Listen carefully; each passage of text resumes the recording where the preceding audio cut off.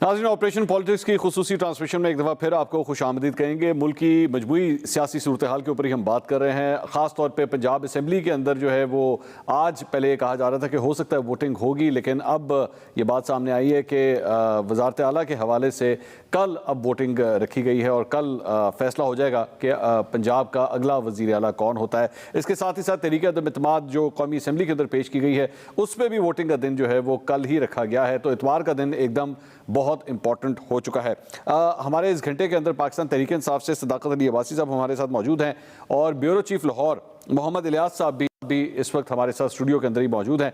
ज़रा पंजाब की सियासत के ऊपर थोड़ी सी बात कर लेते हैं। इस पर ज़रा इलियास साहब ये बताइएगा, रात काफ़ी लेट तक मुज़ाकरात होते रहे तरीन ग्रुप के साथ, क्या खबर है, अंदर की खबर क्या है? तरीन ग्रुप के साथ जो मुज़ाकरात थे, मुन्नस लाई साहब आए हुए थे और ये सारे बैठे हुए थे, नुमान लंगड़ियाल, अवन चौधरी वगैरह, इनसे बैठ के जाके वो इनसे बातचीत कन्विंस करने की कोशिश करते रहे, उनसे बातचीत करते रहे।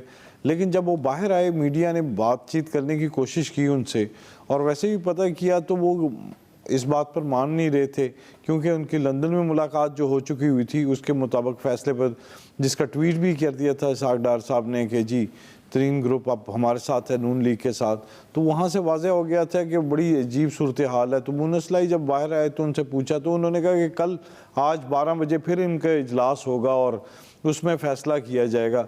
तो बहरहाल वो कोशिश तो लगे हुए हैं एक दूसरे के साथ ताकि इनको कन्विंस किया जाए, क्योंकि तरीन ग्रुप एक बड़ी फोर्स है, बड़े वोट हैं जो अगर इधर आ जाते हैं तो फिर उसके साथ ही जो जिसके साथ जाएंगे तो वो उसके जीतने के इम्कानात ज़्यादा हो जाते हैं। ठीक, तो इस सूरत हाल की वजह से बल्कि आज हमजा शहबाज तो पीपल्स पार्टी के दफ्तर भी जा रहे हैं, उधर जाके उनसे प्रेस कॉन्फ्रेंस करेंगे और उनसे हमायत लेंगे, जो 7 वोट हैं उनके तो उनसे लेंगे, मतलब फॉर्मल जो कार्रवाई होती है वो करेंगे। और मेरी इत्तला के मुताबिक जहांगीर तरीन ग्रुप जो है वो भी इसके बाद जो हमजा शहबाज साहब हैं वो जहांगीर तरीन ग्रुप के साथ बैठ के बाकायदा तौर पर ऑफिशियली एक प्रेस कॉन्फ्रेंस करके भी जो है वो इसका ऐलान करने जाएंगे असेंबली के इजलास के बाद, क्योंकि अभी तो असेंबली का इजलास जारी है, उसके बाद ये सब कुछ होगा। सदाकत साहब, मैं ज़रा जहांगीर तरीन ग्रुप के बारे में आपसे जानना चाहूँगा।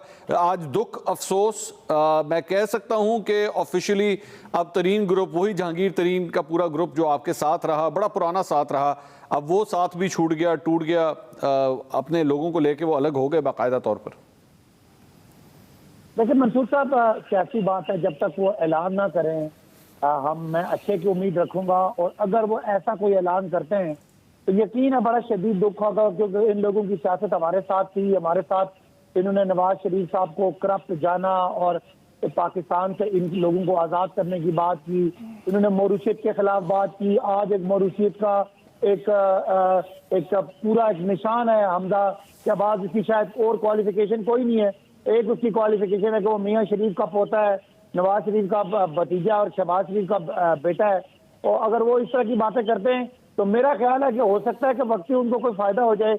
लेकिन ये क्यों चले गए सदाकत साहब, क्या हुआ था, क्या हुआ, ये क्यों चले गए, क्यों नाराज हो गए आपसे? नहीं, वो तो चीजें आपको पता है, ये तो हमजा साहब से पूछें कि ये आप जहांगीर तरीन एटीएम है कि नहीं है, आप वो करप्ट हैं कि नहीं है। जाहिर है पाकिस्तानी पार्लिमानी सियासत में शख्सियात मैटर कर जाती हैं और हर शख्स की अपनी अपनी तवक्को होती है, अपनी अपनी वो इम्पोर्टेंस चाहता है। बहुत जगह पे उसको ड्यू अनड्यू फेवर चाहिए होती हैं जो इस निज़ाम में है, और शायद इसी निज़ाम के खिलाफ हम लड़ रहे हैं। और ये जो आपको लग रहा है कि हम बड़े अकेले खड़े, अकेले नहीं खड़े सर, मैंने कब कहा है, ये नजरिया है कि हमने इसको बदलना है, इस गन को साफ करना है। नहीं, मेरा सवाल ये नहीं था, मैं सवाल दोबारा रिपीट कर देता हूँ आपकी आगाही के लिए। मैंने कहा क्यों चले गए, ये क्या हुआ, आप समझते क्या हैं, क्या वजह थी इनके जाने की? कि हर आदमी अपने आप के लिए, ये नवाज शरीफ और ज़रदारी ने सियासत को इतना गंदा और इतना ये कारोबार बना दिया, हर आदमी अपने लिए बार्गेन चाहता है, उसको अच्छी मिनिस्ट्री चाहिए, उसको जाती काम चाहिए, अपनी मर्जी का डीसी और उसको डीपीओ चाहिए। तो ये चीजें हैं और उनकी तवक्कुआत भी हैं। कुछ हद तक हमने कॉम्प्रोमाइज भी किए हैं कि बड़े डाकुओं से लड़ने के लिए छोटे छोटे कॉम्प्रोमाइज किए। अच्छा, मैं समझा आप कहने लगे बड़े बड़े डाकुओं से जान छुड़ाने के लिए छोटे छोटे डाकुओं को हमने कुछ ना कुछ दे दिया। मैं समझा शायद आप ये वाली लाइन बोलने लगे। नहीं, मैं दोबारा से कहता हूँ, हमने कॉम्प्रोमाइज किए अपने रास्ते पे, लेकिन इंशाल्लाह आपको और राना साहब को मंजिल पे लेके जाएंगे। और ये जो घिसे पिटे बैरूनी मुल्कों पे, इशारों पे और डॉलरों पे चलने वाले लोग हैं। इनकी वक्ती कामयाबियां हो सकती हैं, इनकी उम्र थोड़ी। ये सदाकत साहब मुझे एक बात बताएं, अब जाहिर बात है कल के दिन वोटिंग होने जा रही है दोनों साइड्स के ऊपर, कौमी असेंबली में भी, तहरीक एतमाद में भी, और ये यहाँ पे पंजाब असेंबली के अंदर भी। तो उस्मान बुज़दार साहब तो हट गए। अभी तक जो नंबर गेम है उसके मुताबिक इमरान खान साहब के पास भी अब वोट नहीं है। अगर इस तरह होता है, मैं और इसमें अगर एक डाल देता हूं मैं बीच में, अगर इस तरह होता है कि परवेज इलाही साहब भी सीएम नहीं इलेक्ट होते और हमजा शहबाज सीएम इलेक्ट हो जाते हैं, तो फिर आप नहीं समझते आपसे गलती होगी परवेज इलाही को एक्चुअली ये चीज ऑफर करके? अगर हटना ही था तो बेहतर नहीं था कि इस पे उस्मान बुज़दार साहब भी कंटिन्यू करते? खैर, इस वक्त परवेज रशीद साहब मुस्लिम लीग नून के रहनुमा इस वक्त हमारे साथ मौजूद हैं, जरा उनसे भी उनकी राय लें। परवेज रशीद साहब, अस्सलाम वालेकुम जी। वालेकुम सलाम। परवेज रशीद साहब, जरा मैं कौमी जो असेंबली के अंदर जो सिचुएशन है जरा उसके ऊपर बात करें। शेख रशीद साहब थोड़ी देर पहले अभी तशरीफ लेकर आए, वो मीडिया से बात कर रहे थे। उन्होंने कहा जी हमारे पास ऑप्शंस हैं, हम इसको भी कंसिडर कर रहे हैं कि तरीके अदम एतमाद कामयाब हो जाती है तो फिर हम असेंबलियों से इस्तीफे दे दें, कौमी असेंबली से, पंजाब असेंबली से, केपी से, ताकि इस तरह जो है वो एक प्रेशर बिल्डअप हो जाएगा आने वाली हुकूमत के ऊपर। किस तरह कैटर करेंगे सर आप इसको? इसी से आप उनके जहन का अंदाजा लगा लें कि वो हर चीज नेगेटिव सोचते हैं, और ये उनकी नेगेटिव सोच है जो आज का दिन उनके लिए लेके आई है। नेगेटिव सोच के साथ उन्होंने 2013 से 2018 तक सियासत की, और फिर 2018 से अब तक वो नेगेटिव सोच के साथ हुकूमत करते रहे। और अब जबकि उन्हें इबरत हासिल करनी चाहिए तो बजाय इबरत हासिल करने के वो एक नई नेगेटिव सोच जो है उसको जन्म दे रही। लेकिन परवेज रशीद साहब, ऐसा ऑप्शन तो आप लोग भी कंसिडर कर रहे थे जब आप पहले, आज से तकरीबन 1 साल पहले हुकूमत के खिलाफ एहतजाज कर रहे थे। हमारे पास तो उसके जवाब पूरे मौजूद थे।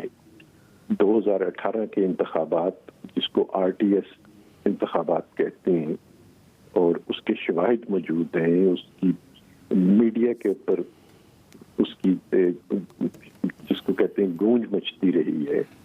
तो उस जवाब के तहत उस हिकमत अमली को इख्तियार करना मनफी सियासत नहीं बल्कि मनफी सियासत का तोड़ था, जवाब था। लेकिन जमहूरी कुव्वतें सारी उस पर मुतमिन नहीं थी, और हमने जो कुव्वतें मुतमिन नहीं थी उनकी बात को तस्लीम किया था।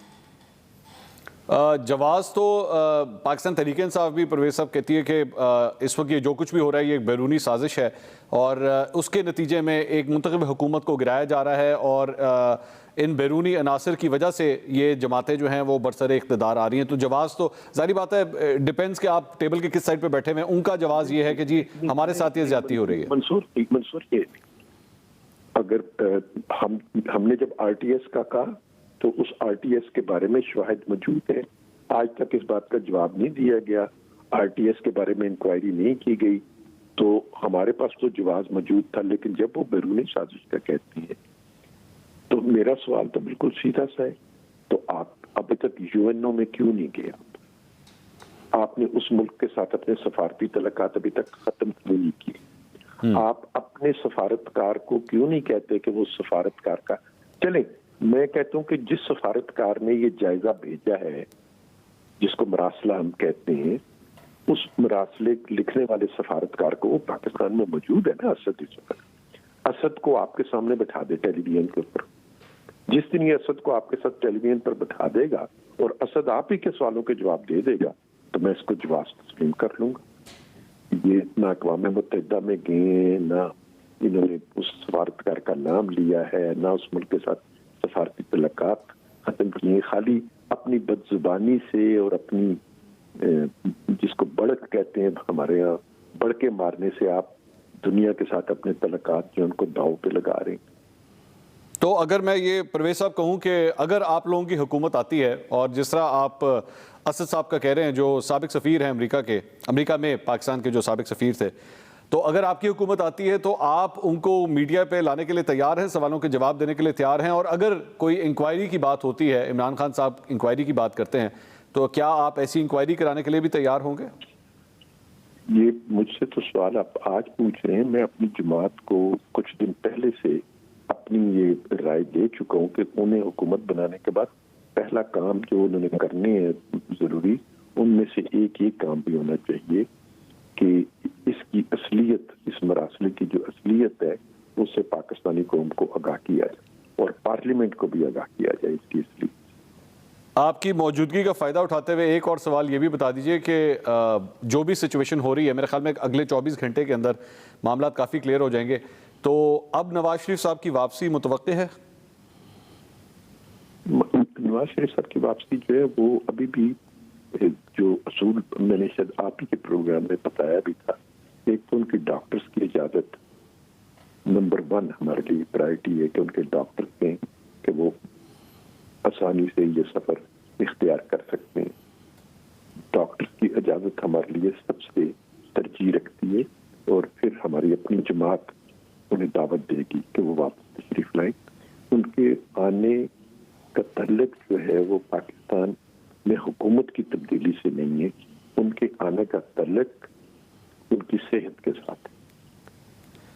ठीक है, और एक और सवाल का जवाब ये भी बता दीजिए कि ये बात हमेशा सबके सामने रही है कि मुस्लिम लीग नून के अंदर 2 कैंप्स रहे हैं, तो अब शहबाज शरीफ साहब जब वज़ीर आज़म की कुर्सी की तरफ आहिस्ता आहिस्ता अपना कदम बढ़ा रहे हैं, तो मुस्लिम लीग नून मजमूई तौर पर इस पर राज़ी है और नवाज शरीफ साहब की अप्रूवल भी है इस पर? उन्होंने ही उन्हें वज़ीर आज़म के तौर पर नामजद किया और फिर PDM ने उसकी तस्दीक की है। अच्छा, बहुत बहुत शुक्रिया परवेज़ रशीद साहब आपका। नाज़रीन, आपने ये गुफ्तगू सुनी। इन तमाम नुक्तों के ऊपर एक ब्रेक के बाद मज़ीद गुफ्तगू करेंगे, हमारे साथ रहिएगा।